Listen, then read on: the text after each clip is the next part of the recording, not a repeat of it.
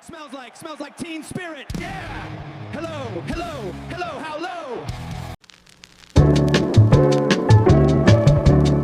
It is 1990 in a small, messy apartment in Washington State, and a young man wakes up to find a sentence spray-painted across his bedroom wall. His name is Kurt Cobain. He is broke, restless, sleeping on other people's floors. Half the time, the singer of a band nobody outside the Pacific Northwest has really heard of. And they're scrawled on his wall by a friend during a drunken night are 5 words. Kurt smells like teen spirit. He reads it as a battle cry, a revolutionary slogan, someone telling him he carries the spirit of teen rebellion, that he is the voice of something restless and young. It moves him. He keeps the phrase in his head for months, turning it over, certain it means something. He has no idea it is the name of a deodorant. We will get to how he found out. But not yet, because here is the strange part. The sentence on that wall was a private joke about a girl. And Kurt, missing the joke completely, would turn it into the title of a song that defined an entire generation. A song he would spend the rest of his short life trying to get away from. This is not a story about a genius who set out to change music. It is not a story about a slogan someone meant seriously. It is not even a story about a band that believed in the thing they were making. It is the story of a misunderstanding, a borrowed trick, and 4 chords that Kurt Cobain came to hate, that escaped him anyway and swallowed the world. The band is Nirvana. The song is Smells Like Teen Spirit, and almost everything about it started as an accident or a joke. To understand the song, you have to understand where it came from. And where it came from was the edge of nowhere. Kurt Cobain grew up in and around Aberdeen, a gray, rain-soaked logging town in Washington, the kind of place a sensitive kid dreams of leaving. His parents divorced when he was young, and by his own accounts, over the years he carried that wound a long way. He was small, sharp, funny, and angry. He found punk rock and it saved him. And he found 2 people to make noise with: Chris Novoselic, a tall, sardonic bass player, and eventually Dave Grohl, a young drummer who hit harder than anyone they had ever heard. By 1991, Nirvana had 1 small album out on an independent label and a new deal with a major. They were about to make a record called Nevermind, and nobody, not the band, not the label, not a single person in the room, expected it to matter very much. Here is what almost nobody knows. When Kurt sat down to write the song that became Smells Like Teen Spirit, he was not trying to be original. He was trying to copy someone else. He said it himself plainly in interviews before he died. He was trying to rip off the Pixies, the Boston band he worshipped, the band that had perfected a trick Kurt could not stop thinking about. Soft, then loud, quiet, restrained, almost whispered in the verses, and then an explosion in the chorus. He admitted he was, in his words, basically trying to write a Pixies song.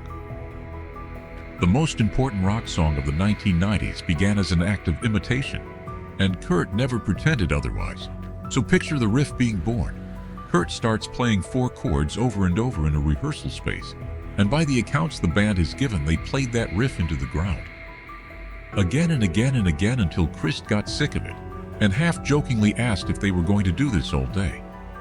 And it was Chris slowing the riff down, giving it that heavy swinging drag, who found the feel that made it work. Then Dave Grohl came crashing in on the drums, and suddenly the thing had a body. Before we go further, one quick thing. If you have ever loved a song that the people who made it seem to almost embarrassed by, that is exactly the kind of story this channel exists for. Subscribe and stay with me, because what this song did to the band that wrote it is the part almost nobody talks about. Now listen to what that song actually does, because the craft secret is the trick Kurt borrowed. It is called Loud, Quiet, Loud, and once you hear it, you cannot unhear it. The verses pull back, the guitar goes thin and clean and tense, almost holding its breath. Kurt half mumbling, the whole thing coiled tight. And then the chorus detonates. The distortion slams and Grohl's drums go off like gunfire, and Kurt tears his voice apart, screaming, soft, then loud, restraint, then release. That contrast is the entire engine of the song. Take away the quiet and the loud means nothing. It is the space before the scream that makes the scream land in your chest. And here is where it gets strange, because the words Kurt screams over that explosion barely mean anything at all on purpose. Listen to the lyrics and try to follow them. You cannot. They lurch from one image to the next with no logic, words chosen for sound and feel more than sense. A famous string of them just piles up unrelated words that rhyme and nothing more. Kurt mumbles half of it so you cannot even make it out. And the song's most quoted line, "Here we are now, entertain us," was something Kurt used to say, half bored, half sarcastic, when he walked into a room or a party, a throwaway, a shrug. That was the point. This is not a song with a hidden message you are supposed to decode. It is not a protest anthem with a manifesto buried inside. It is not even really about anything you can put into a sentence. It is about a feeling, boredom, restlessness, the sense of being young and full of energy with absolutely nowhere to put it. Kurt did not write down an argument. He wrote down a mood, and it turned out millions of people were feeling that exact same mood at that exact same moment, and had no words for it either. Which brings us back to the deodorant. Months after Kurt built the song around that phrase from his wall, he finally learned the truth. Teen Spirit was not a slogan. It was a brand of deodorant, the kind marketed to teenage girls, the kind worn by Toby Vale, a musician Kurt had been seeing. The friend who spray painted his wall, Kathleen Hanna, of the band Bikini Kill, had meant it as a joke. Kurt smells like Teen Spirit, as in he literally smells like his girlfriend's deodorant. It was a wisecrack about a crush. Kurt had turned a private punchline into the anthem of a generation, and he did not even get the joke until it was already written. Now watch the stakes climb, because this is where the story stops being small. Nevermind came out in the autumn of 1991, and at first it moved at a normal pace. Then the video for Smells Like Teen Spirit hit MTV, the smoky gymnasium, the anarchist cheerleaders, the pep rally curdling into chaos, and something broke open. The song did not climb the charts so much as detonate across them. Kids who had never heard of Nirvana were suddenly screaming a chorus they could not understand and meaning every word of it. In January of 1992, Nevermind reached #1 in America, knocking the biggest pop star on the planet off the top spot. A scruffy band from the Washington Rain had shoved aside Michael Jackson, and it did not just top a chart. It changed the weather. Almost overnight, the glossy big-haired rock that had ruled the 80s looked ridiculous.